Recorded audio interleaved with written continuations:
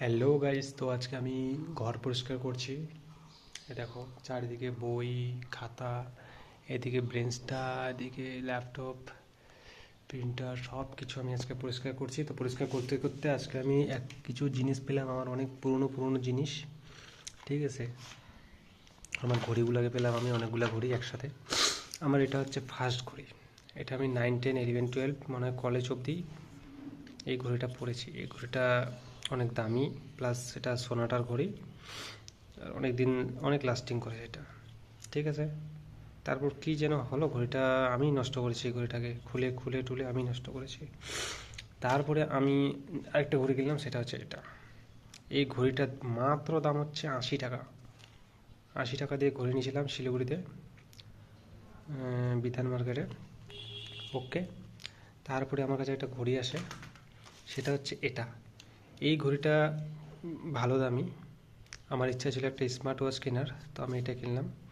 ঠিক আছে, ঘড়িটা খুব সুন্দর ছিল দেখতে, উপরে ব্ল্যাক স্ক্রিন।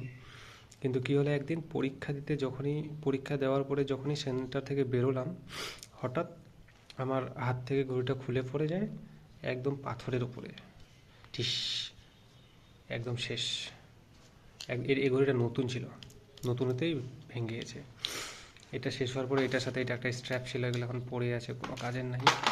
তারপরে আমি ঘড়ি কিনলাম হচ্ছে এগুলা, একটা, এক, দুইটা, তিনটা। এগুলা ঘড়ির মধ্যে সব থেকে বেশি যেটা এখন আমি পড়ি এটা, এটা পড়ি। Okay bye.